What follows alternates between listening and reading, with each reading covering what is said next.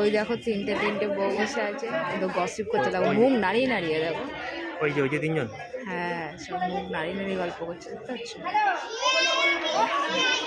তারপরে দেখো মাঝখানে দেখো মিডিলে আসছে, দেখো হাত নাড়িয়ে নাড়িয়ে লোকের নামে গসিপ করছে।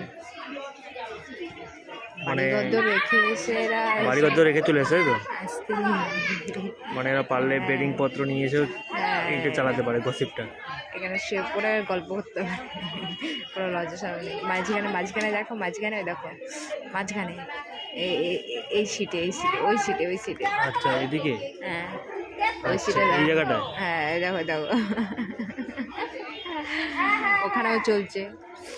সব বাচ্চাদের স্কুলে দিয়ে এখানে গল্প করে, বাড়ি ঘর নেই।